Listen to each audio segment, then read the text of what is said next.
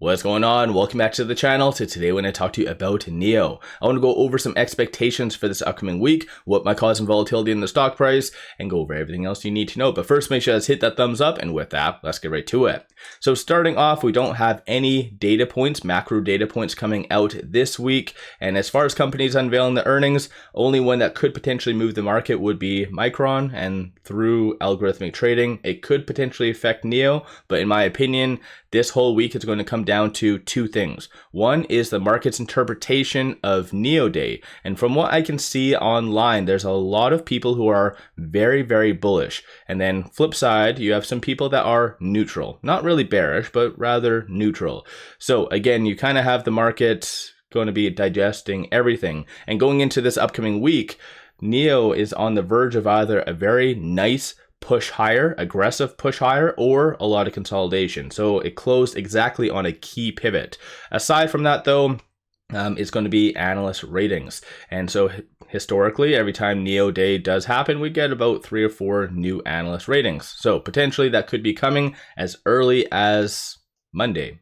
So either Monday or Tuesday, most likely, anticipate a lot of analyst ratings, and then dependent on how they come out, you could see a nice push higher. A couple highlights from the NIO Day though, ET9 horizon, so that's going to be the big thing at least for the next little bit. Deliveries are going to be starting by the end of September.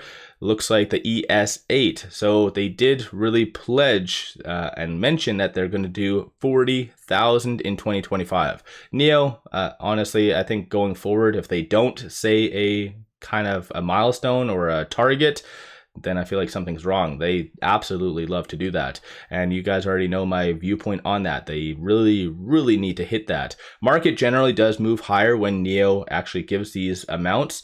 But again, moral of the story, if they don't, then the market punishes them. So I do feel by them saying that 40,000 of the ES8 in 2025 is going to be that nice gentle push that NIO does need to actually kind of get it higher and have it go through that aggressive push higher. They're going to be compensating for delays as far as the ES8. And then they kind of mentioned about the L90, massive demand, and a lot of other things. So they kind of just went over the price points. That to me isn't that big of a deal. Production is more my thing. So again, there's that and a lot of other things such as the infrastructure and power and whatnot that some people seem to be caring about. I myself, not so much.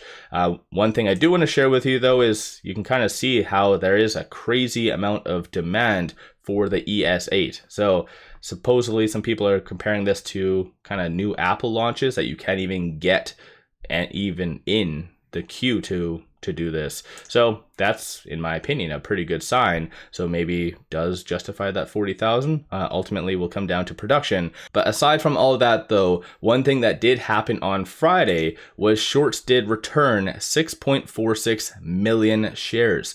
So shorts have returned a significant amount. You can kind of see from this yellow line right here, just shorts have massively returned. And so yeah, that's always a pretty positive thing. They went through 2 crazy surges of returning shares, bringing it from about 13% short interest to a low of 10, and then recently from 12.7 to 8.4. So we are officially below 10% short interest, and it's been an extremely long time. We have not been this low since, now I think October, or actually even a little bit earlier than that, August 2023. 141.09 million shares overall are being shorted. DTC 1.98 days, so it does still signal, despite everything, shorts are overextended. Cost to borrow is kind of on the low end, in my opinion, given everything. I do like the NIO Day, and I think that we'll see a lot of new bullish ratings as a byproduct of that, and so that should prompt shorts to return a little bit more. Aside from that, these are some of the most recent analyst ratings. So last couple have been extremely bullish, so again, it is fair to assume that we'll be continuing to get a lot of those bullish ratings, and most likely a lot of these ones that gave ratings from NIO's recent earnings, they will be the ones giving re-ratings because of NIO Day. And hopefully Barclays turns their sell, $3 sell, into a buy and possibly double digits. But in my opinion, because of NIO Day, we actually might be starting to see some double digit ratings. So again, that would be very, very positive for NIO's stock price. Looking at the options from a bull standpoint, you see a consensus for it to be roughly around that $9 range, $9 to $9.50. So a lot of high expectations. Bears are anticipating for it to be sub 7. So given the fact that we did close at 737, there's a lot more upside than down. One thing as well, just to bring up, this is all the open interest, again with a closing at above that $7 mark. So that means the $7 and below strike prices are considered in the money. So you had 83,000 at the 5, 98,000 at the 350, 47,000 at that 7, and a couple others. I'm not going to waste your time and go through them, but a lot. That's kind of the moral of the story. And you didn't really see that crazy of transactions after hours on Friday. So it is fair to assume that a lot of market makers still have to cover a lot of those shares. So again, that might be a positive push higher going into next week. Maybe shorts did anticipate that, and that's why they did return. But ultimately, with it closing at 737 on Friday, right below this R2, so 738, this is that key pivot. Like I said, we're either going to see a very nice push higher to that 832 or potentially even higher than that, or we could consolidate to that 680. Most likely Monday we will be seeing one or the other, some extreme move because of NIO Day. In my opinion, given the circumstances and what I'm going to bring up in a second, I do feel that we will be seeing a little bit more of an additional push to potentially this 832. Whether it's enough to actually get above that, I think that's going to be dependent on the analyst ratings.